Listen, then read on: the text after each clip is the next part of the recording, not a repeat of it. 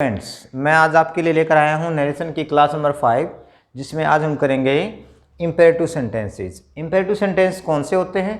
वो सेंटेंस जो किसी ऑर्डर, एडवाइस, रिक्वेस्ट, कमांड का बोध कराते हैं, ऐसे सेंटेंस को क्या बोलते हैं? Imperative sentence.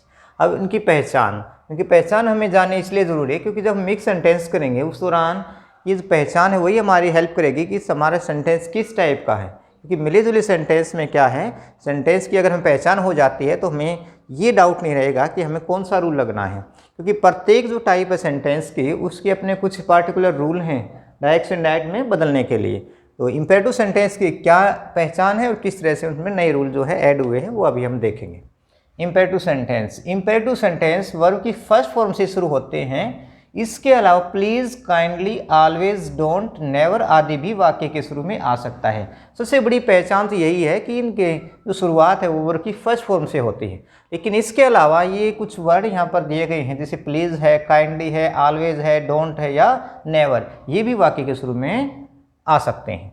अब एग्जाम्पल देखते हैं। He said to me come here. तो यहाँ पर जो सेंटेंस है वो कम से स्टार्ट हुआ। कम क्या है? एक वर्ब है, वर्ब की फर्स्ट फॉर्म है। दूसरे सेंटेंस के अंदर Ram said to me don't disturb me. अब इसकी शुरुआत किससे हुई है? Don't say. अब यहाँ पर जो बात की गई थी, डोंट से स्टार्ट हो सकता है, ऑलवेज से हो सकता है, काइंडली से हो सकता है, प्लीज से हो सकता है या नेवर से हो सकता है। तो ये क्या है? वाक्य के स्टार्टिंग में आपको शब्द देखने को मिलेंगे या इनकी शुरुआत वर्ब की फर्स्ट फॉर्म से होगी। ठीक है। अब डायरेक्ट से इनडायरेक्ट बनाने में कुछ नियम क्या है? नियम देखो, 3 नियम जो हम नरेशन के दौरान जो 3 नियम करे थे वो कॉमन ही हैं। कौन से 3 नियम? SON बाई 1 2 3 का नियम। ठीक है, SON बटे 123 का नियम, जिसमें हमने फर्स्ट पर्सन को सब्जेक्ट के अनुसार, सेकंड पर्सन को ऑब्जेक्ट के अनुसार, थर्ड पर्सन नो चेंज, इस तरह के नियम हमने किए थे। दूसरा जो नियम था वो नज़दीकी को दूरी में बदलना था। ठीक है, टाइम और प्लेस बताने वाले जो वर्ड है उसको हमने किस में बताना है? दूसरे जो दूरी दिखाने वाले जो टाइम और प्लेस के जो शब्द उनमें हमने चेंज करना। तीसरा नियम क्या था? टेंस बदलने का। ठीक है, अब इनमें वो जो 3 नियम वो तो लगेंगे ही, लेकिन इसके अलावा कुछ जो नियम है वो ऐड हुए हैं। तो कौन से जो नियम है जो नए जुड़े इसमें एक बार देख लेते हैं। रूल नंबर 1, सैड को वाक्य के भाव के अनुसार बदलते हैं। देखिए, वाक्य का भाव का मतलब क्या है कि इसमें किस तरह की सेंस निकलती है। रिपोर्टिंग वर्ब तो वैसे ही रहेगा जैसे हम पिछले सेंटेंस में किए थे। ठीक है, लेकिन रिपोर्टेड स्पीच के अंदर हमने भाव को समझना है कि इस रिपोर्टेड स्पीच में किस तरह का भाव निकल रहा है। भाव का मतलब क्या है? कुछ सेंटेंस किस तरह के सेंस को लिए हुए हैं। तो जैसे यहाँ पर लिखा हुआ है, आदेश के भाव में सैड को ऑर्डर में बदलते हैं। हमने सेंटेंस पढ़ा और तब हमें ये एहसास होता है कि यहाँ पर किस तरह का भाव निकल रहा है, आदेश का। उस समय सैड को बदलेंगे ऑर्डर में। ठीक है, कोई उपदेश, सलाह, सुझाव आदि का कोई भाव है तो सैड को बदलते हैं एडवाइज्ड में। प्रार्थना का भाव है तो सैड को बदलते हैं रिक्वेस्टेड में। सामान्य भाव है मतलब इनमें से कोई भी शामिल नहीं है, ना आदेश का भाव लग रहा है हमें, ना ही उपदेश, ना ही सलाह, ना ही कोई सुझाव, ना ही कोई प्रार्थना का भाव है, तो वो सामान्य भाव कहलाता है। उसमें हम सैड को बदलते हैं आस्क में। अब किस तरह से हमने इन सेंस को समझना है, ये आपके लिए मैंने कुछ ट्रिक्स लिखे हैं, उसको हम आगे भी देखेंगे। चलो, रूल नंबर 2, रिपोर्टिंग वर्ब और रिपोर्टिव स्पीच को टू से जोड़ते हैं। देखिए, जिस तरह का सेंटेंस होगा उसी अनुसार ही हम उसमें रिपोर्टिंग और रिपोर्टिव स्पीच को जोड़ते हैं। सिंपल सेंटेंस को दैट से जोड़ा था हमने, और इंटरोगेटिव जो सेंटेंस था उसमें हमने रिपोर्टिंग और रिपोर्टिव स्पीच को किससे जोड़ा था? इफ़ या वेदर या WH फैमिली के किसी भी वर्ड से। लेकिन आज हमारा टॉपिक कौन सा है? इम्पेरेटिव सेंटेंस का। तो उसमें हम रिपोर्टिंग वर्ब और रिपोर्टिव स्पीच को किससे जोड़ेंगे? हम टू से जोड़ेंगे। नेक्स्ट रूल देखो, IS मतलब इनडायरेक्ट स्पीच। IS का मतलब क्या है? इनडायरेक्ट स्पीच में प्लीज, काइंडली, डोंट को हटा देते हैं। अब ये 3 वर्ड यदि आते हैं तो हमने क्या करना है? उनको हटा देना है डायरेक्ट से, जब हम इनडायरेक्ट में सेंटेंस को बना रहे होते हैं तो प्लीज, काइंडली और डोंट। अब रूल नंबर 4, डोंट को नोट टू में बदलते हैं। डोंट को देखो यहाँ पर क्या है, डोंट को हमने हटा देना है, लेकिन क्या हटाना, कैसे हटाना है वो देखना हमने। डोंट को किस में बदलेंगे हम? नोट टू में। डू हट जाएगा लेकिन नोट रहेगा, उसके साथ क्या लगेगा? To. Rule number 5, don't say शुरू होने वाले वाक्य में सैड को फॉरबिड में भी बदल सकते हैं। यहाँ तो हमने क्या कहा था? डोंट किस में बदलेंगे? नोट टू में, लेकिन इसके साथ साथ सैड को हम क्या बदलेंगे? फॉरबिड में भी बदल सकते हैं। फॉरबिड का मतलब होता है मनाही करना। ठीक है, लेकिन फॉरबिड लिखने के बाद इनडायरेक्ट स्पीच में नोट नहीं लगाते हैं, क्योंकि फॉरबिड का मतलब ही क्या है? भी मनाही करना, तो नेगेटिव सेंस देता है, इसलिए हम दोबारा से नोट नहीं लगाएंगे। रूल नंबर 6, ऑलवेज को ऑलवेज टू में और नेवर को नेवर टू में बदलते हैं। कहने का मतलब क्या है कि जो रिपोर्टिंग वर्ब रिपोर्टिंग स्पीच के अंदर जो टू लगता था ना, वो अब कहाँ लगेगा, ऑलवेज के बाद लगेगा, और नेवर है तो नेवर के बाद लगेगा। इसलिए क्या याद रखना आपने, ऑलवेज टू और नेवर टू। ठीक है, चलो अब हम एक ट्रिक को देखते हैं किस प्रकार से वाक्य के सेंस को पहचानने में ये सहायक होते हैं। तो ट्रिक नंबर 1, जब भी हम सेंटेंस के अंदर, सेंटेंस का मतलब क्या है, रिपोर्टेड स्पीच, ये जो हमारे रिपोर्टेड स्पीच का जो पार्ट है इसके अंदर प्लीज़ और काइंडली शब्द मिल जाए तो हमने ये मानना है कि वहाँ पर क्या है, किस तरह की सेंस निकल रही है, रिक्वेस्टेड की। ठीक है, रूल नंबर 1 में हमने यही बात तो की थी कि सैड को किसके अनुसार बदलेंगे, भाव के अनुसार बदलेंगे। भाव कैसा है, प्लीज़ और काइंडली अगर शब्द में है, मतलब प्लीज़ और काइंडली जो शब्द इस सेंटेंस के अंदर है, रिपोर्टेड स्पीच के अंदर है, तो वहाँ पर हम क्या लगाएंगे, रिक्वेस्टेड लगाएंगे। यहाँ पर दे रखा था ना प्रार्थना के भाव में रिक्वेस्टेड। अब नेक्स्ट देखो, एट वंस या राइट नाउ या वर्ब विदाउट ऑब्जेक्ट हो तो हमने क्या सेंस निकालनी है, ऑर्डर्ड की, वहाँ पर ऑर्डर का भाव दिया गया है। ठीक है, चलो नेक्स्ट, अगर वाक्य में कुछ अच्छा करने को कहा गया है या कुछ गलत करने से रोका गया है तो उस समय क्या बनेगी हमारी सेंस, एडवाइस की, सलाह देने की। ठीक है, कुछ अच्छा करने के लिए बोला गया है, कुछ मतलब वो सलाह दिया गया है, अच्छी करने की सलाह दी गई है तो एडवाइस हो गया। कुछ गलत करने से रोका गया है तो उसका मतलब यही है कि एडवाइस है। ठीक है, चलो अगर ऊपर दिए गए तीनों फीलिंग्स में से कोई भी फीलिंग नहीं है तो वाक्य नॉर्मल माना जाएगा, मतलब सिंपल माना जाएगा, और उसमें सेंस जो हमारी क्या होगी, सामान्य निकलेगी। और सामान्य सेंस निकलेगी तो यहाँ पर दिया गया देखो, सामान्य अगर सेंस निकलती, सामान्य भाव निकलता है तो सैड को किस समझ लेंगे, आस्क्ड में। यही बात यहाँ पर की गई है। यदि इनमें से कोई भी फीलिंग नहीं है, प्लीज़ काइंडली वाली जो रिक्वेस्ट की फीलिंग देते हैं, ठीक है, एट वंस और राइट नाउ जो ऑर्डर की फीलिंग देते हैं, वाक्य में कुछ अच्छा करने का भाव है या कुछ गलत करने से रोका गया तो एडवाइस का भाव, इनमें से कोई भी भाव यदि आपको नज़र नहीं आता तो उसमें सैड को किसमें बदलेंगे, आस्क्ड में। ठीक है, अब ये सारी बातें हम इन सेंटेंस पर अप्लाई करके देखते हैं क्या ये हमारे लिए हेल्पफुल होते हैं या नहीं। चलो सेंटेंस नंबर 1 है आपके लिए, यहाँ पर कुछ सेंटेंस, उसमें सेंटेंस नंबर 1 क्या है, हम सेंटेंस को देखते हैं। पहला वर्ड तो वैसे का वैसा लिखेंगे, हमारा जो सब्जेक्ट क्या है, ही। अब हमने कहाँ चेंज करना है, सैड टू को। सैड टू को किसके अनुसार चेंज करना है, यहाँ पर जो भाव निकलेगा उसके अनुसार। रिपोर्टेड स्पीच का जो हमारा जो सेंटेंस है, रिपोर्टेड स्पीच के अंदर क्या भाव लिए हुए हैं उसी अनुसार हम सैड को बदलेंगे। यहाँ पर हम देखा प्लीज शब्द है, प्लीज जब आएगा तो क्या होता है, देखो प्लीज और काइंडली होगा तो रिक्वेस्टेड का भाव हो गया, तो सीधा हम लिख देंगे सैड टू के स्थान पर अब क्या कर देंगे हम, रिक्वेस्टेड। ठीक है, ही रिक्वेस्टेड मी। अब ने क्या करना है, इन्वर्टेड कोमा को हटाना, लेकिन वैसे नहीं हटाएंगे इन्वर्टेड कोमा को, क्या इनके लिए कुछ लिंकर, कोई ना कोई लिंकर जरूर लगाना है, इनको जोड़ना है हमने, किसकी सहायता से, लिंकर की सहायता से। और हमारा सेंटेंस कैसा है, इंपेरेटिव टाइप है, और इंपेरेटिव टाइप जो सेंटेंस होते हैं उसमें रिपोर्टिंग वर्ब और रिपोर्टेड स्पीच को किसे जोड़ते हैं, टू से जोड़ते हैं। तो यहाँ पर क्या लगाएंगे हम दोनों के बीच में टू लगा देंगे तो कनेक्ट हो गया, एक हो गया अब सेंटेंस ये। अब प्लीज यहाँ पर बात की थी, प्लीज और काइंडली क्या है, रिक्वेस्ट को बताया इसलिए हमने रिक्वेस्टेड बदल दिया। लेकिन एक बात और यहाँ पर दोहराई गई थी, प्लीज काइंडली और डोंट को हटा देना है, ये भी हम यहाँ पर लागू करेंगे, प्लीज को हटा देंगे यहाँ से। ठीक है, अब क्या बच गया, वर्ब की फर्स्ट फॉर्म कम बच गई, टू के बाद भी फर्स्ट फॉर्म ही आती है तो हम वैसे के वैसे हम इसको लिख देंगे कम और इन। ठीक है, बिल्कुल ही सिंपल है।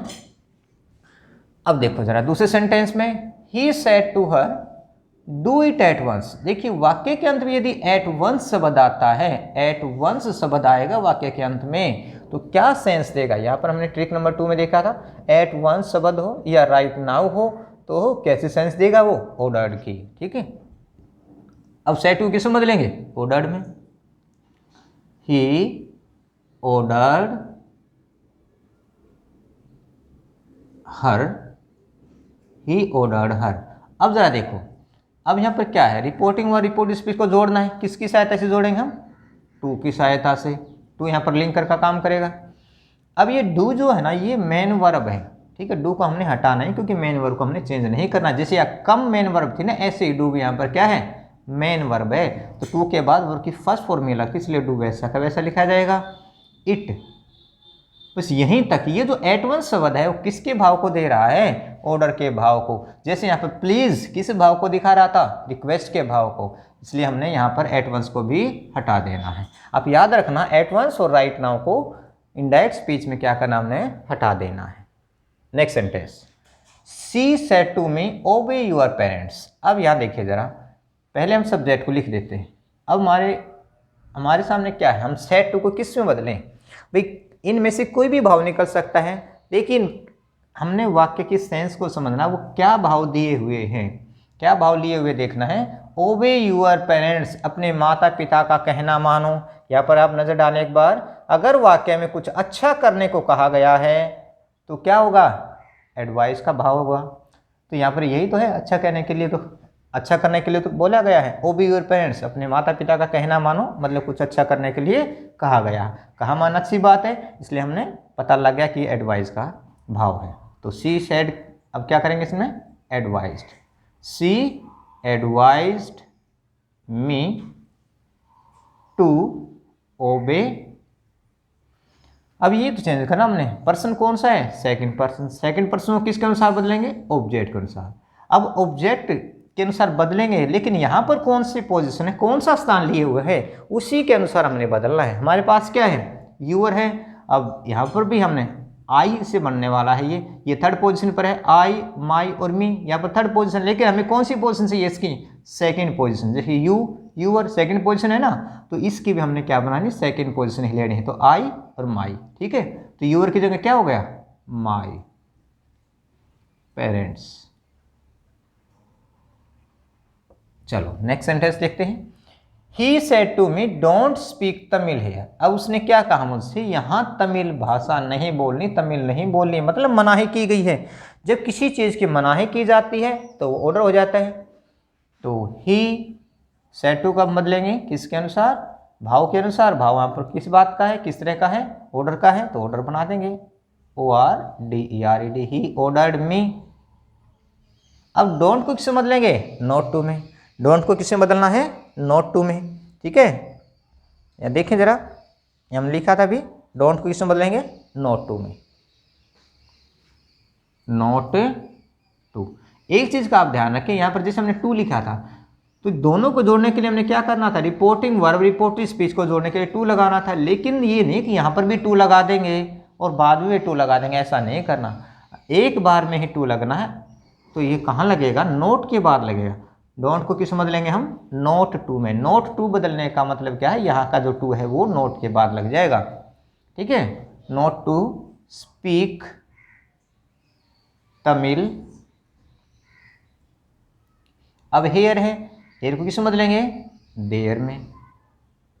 मैंने आपसे कहा था कि जो 3 नियम है वो कहीं भी लग सकते हैं, ठीक है। इसलिए वो 3 नियम तो बिल्कुल अच्छे से याद करना है। साथ साथ जो नए पॉइंट जुड़ते जाते हैं उसको भी ध्यान रखना है। जिस भी तरह का सेंटेंस होगा वहाँ पर कुछ 2-4 जो बातें हैं वो जुड़ते जाएंगे, 2-4 रूल्स हैं वो जुड़ते जाएंगे, वो आपको ध्यान रखने हैं। सब नेक्स्ट सेंटेंस पर आते हैं। He said to me don't answer your parents back.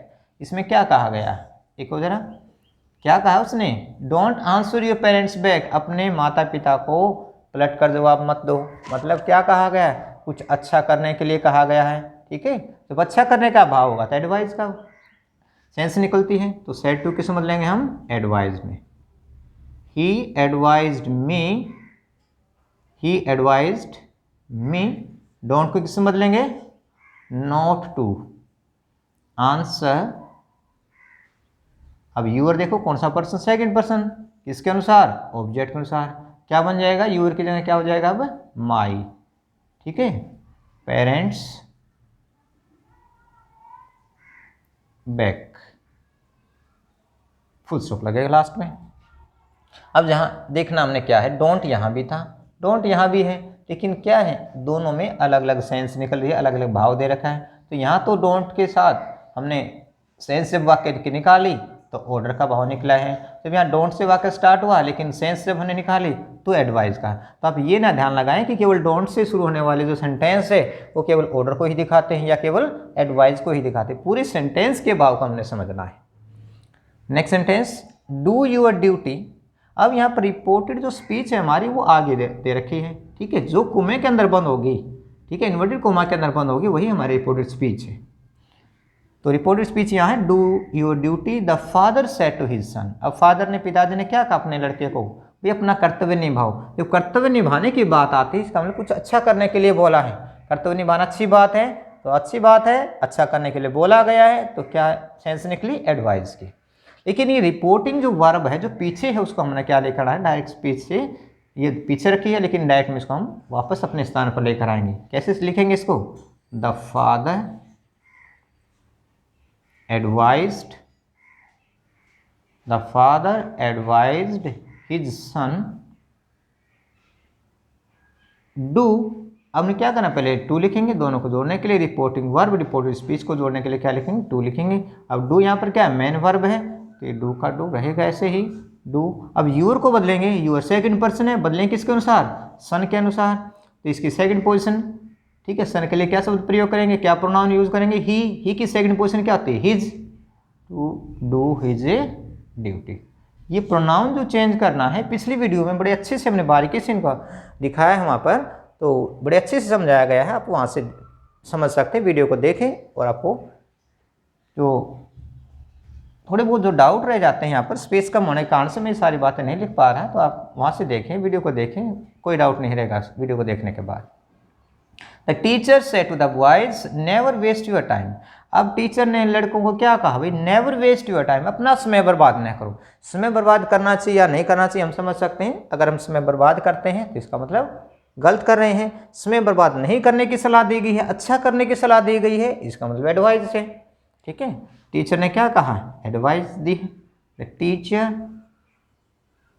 Said to किस बदलेंगे अब हम, एडवाइस में, किसको सलाह दी, एडवाइस, द बॉयज, बॉयज को सलाह दी। अब नेवर को देखो जरा, अब हमारा सेंटेंस किससे स्टार्ट है, रिपोर्टेड स्पीच में क्या है, नेवर आया है। जब नेवर आता है तो क्या करेंगे हम, नेवर के बाद टू लगाएंगे। नेवर को नेवर टू बदलते हैं, ऑलवेज को ऑलवेज टू में, मतलब इनके बाद टू लगता है। तो हम पहले टू नहीं लगाएंगे, बाद में ही टू लगाएंगे। तो पहले नेवर को लिखेंगे, फिर उसके बाद टू लिखेंगे, और वर्ब की फर्स्ट फॉर्म से ये स्टार्ट होते हैं तो यहाँ भी वर्ब की फर्स्ट फॉर्म ही रहेगी, क्योंकि टू के बाद भी फर्स्ट फॉर्म ही लगती है। अब यूअर कौन सा पर्सन है, सेकंड पर्सन है। सेकंड पर्सन को किसके अनुसार बदलेंगे, ऑब्जेक्ट के अनुसार बदलेंगे। ऑब्जेक्ट हमारा क्या है, बॉयज है, और बॉयज का प्रोनाउन क्या है, दे होता है। लेकिन यहाँ पर यूअर क्या है, सेकंड पोजीशन है, यू की सेकंड पोजीशन है। तो सेकंड पोजीशन है तो दे की भी हमने सेकंड पोजीशन यहाँ पर बनानी पड़ेगी। तो दे का क्या बन गया, देयर टाइम, ठीक है।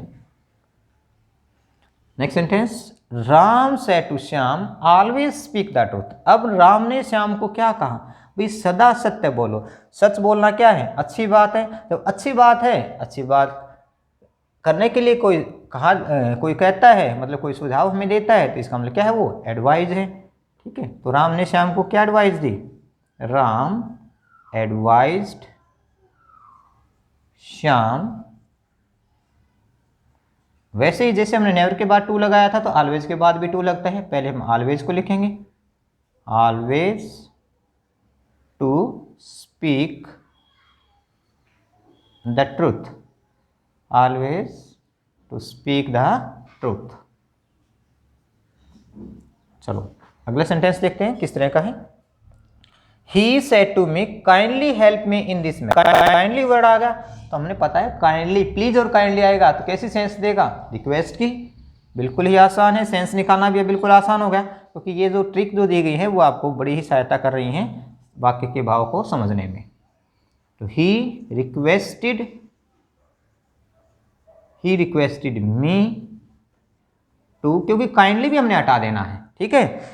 प्लीज और काइंडली, जैसे यहाँ पे प्लीज, काइंडली और डोंट को हमने क्या करना है, हटा देना है। ऐसे ही दो वर्ड यहाँ पे मैंने बताया थे, एट वंस और राइट नाउ को भी हटा देना है, ठीक है। तो काइंडली को हमने हटा दिया, क्या बचा, हेल्प, वर्ब की फर्स्ट फॉर्म, क्योंकि टू के बाद फर्स्ट फॉर्म ही लगती है तो हमने यहाँ भी लगा the first form. Me person, देखो अब कौन सा पर्सन है, फर्स्ट पर्सन है, किसके अनुसार बदलेंगे, सब्जेक्ट के अनुसार। अब सब्जेक्ट हमारा क्या है, ही। अब मी की यहाँ पर देखना है कि कौन सी पोजिशन है, थर्ड पोजिशन है, आई माई मी, थर्ड पोजिशन है। आई की कौन सी पोजीशन है, मी, थर्ड पोजीशन, आई, माई और मी। हमारे पास प्रोनाउन क्या है, ही की भी थर्ड पोजीशन बना देंगे, ही, हिज, हिम। अब हमें पता चल गया कि मी के स्थान पर क्या लगाना, हमने हिम लगाना है। जो स्थान यहाँ पर है वही स्थान प्रोनाउन का हमने देना है। इन, अब दिस को बदलेंगे दैट में मैटर, चलो अगला सेंटेंस और करते हैं। She said to me come here. देखिए क्या कहा है इसमें, कम हेयर, यहाँ पर बात की थी। देखिए एट वंस हो, राइट नाउ हो या वर्ब विदाउट ऑब्जेक्ट हो तो वहाँ पर कैसा भाव निकलेगा, ऑर्डर का। तो यहाँ पर वर्ब क्या है, विदाउट ऑब्जेक्ट, कोई ऑब्जेक्ट नहीं है तो क्या भाव लेगा ये, ऑर्डर का। तो she ordered me to come here को बदलेंगे देयर में, ठीक है। यहाँ पर आप आस्क भी लगा सकते हैं, जरूरी नहीं कि ऑर्डर ही दिया हो, सामान्य भाव से भी कह सकता है कि उसने मुझसे कहा यहाँ आओ, तो सामान्य भाव दिखाना है अपने, तो यहाँ पर आस्क भी कर सकते हैं। She asked me to come here, गलत नहीं होगा। लेकिन ऑप्शन वाले जो जब हमारे सेंटेंस आएंगे उसमें हमें थोड़ा सा समझना पड़ेगा कि ऑर्डर दे रखा है या आस्क्ड कह रखा है, ठीक है, क्योंकि रिक्वेस्ट तो इसमें है नहीं, नहीं कोई आदेश है, नहीं कोई उपदेश है। आदेश हो सकता है या सामान्य भाव हो सकता है, तो ऑर्डर भी हो सकता है यहाँ पर और आस्क भी हो सकता है। चलो एक जो सेंटेंस है, जैसे हमने यहाँ पर बात की थी, डोंट से शुरू होने वाले जो वाक्य हैं उसमें सैड को फॉरबेड में बदलते हैं, तो वो एक सेंटेंस करके देखते हैं। यहाँ पर हमने डोंट के सेंटेंस बनाए थे, 2 सेंटेंस हमने यहाँ पर डोंट के बनाए थे, तो इनको हम फॉरबेड से कैसे बना सकते हैं, ठीक है, एक बार देखते हैं। चलो दोनों तरह से हमें बनाना आना चाहिए कि पेपर के अंदर जब हम कोई भी एग्ज़ाम देते हैं वहाँ पर यदि ऑप्शनल वाले हमारे आंसर होंगे तो उसमें से हमें छांटना आएगा, तो हो सकता है कि फॉरवर्ड से बना हुआ हो, तो वहाँ पर आपको दिक्कत आ जाएगी यदि आपको यहाँ पर समझ नहीं आया है। तो एक बार देखते हैं फॉरवर्ड में कैसे हम चेंज करते हैं। तो ही सेड टू का हमने क्या बनाना है, फॉरवर्ड बनाना है। क्या बनाएंगे अब हम, फॉरवर्ड, ठीक है। ही फॉरवर्ड, फॉरवर्ड का मतलब क्या है, मनाही करना। ही फॉरवर्ड मी, अब हमने क्या करना, डोंट को, ठीक है, डोंट का हमने क्या करना, नोट को हटा देना। क्यों, क्योंकि ये फॉरवर्ड में अपने आप ही नेगेटिव सेंस है, मनाही की गई है। ही फॉरवर्ड मी टू लगाएंगे अब केवल हम, ठीक, यहाँ पर डोंट को बिल्कुल हटा देंगे, ठीक है। He forward me to speak Tamil, here का बन जाएगा देयर, ठीक है। इसी तरह का नेक्स्ट सेंटेंस है, उसको भी यदि हम चाहें तो बना सकते हैं, लेकिन यहाँ पर सेंस जो है ना वो अलग है। क्यों, क्योंकि सेंस तो यहाँ पर किस के है, don't answer your parents back. अब जरा देखते हैं बनाकर क्या हमारा सेंटेंस सही अर्थ देता है। चलो, ही फॉरबेड मी, अब डोंट को हमने हटा देना है, जैसे यहाँ पर हटाया था वैसे ही हमने हटा देना है। अब क्या लगाएंगे, to. He forbade me to answer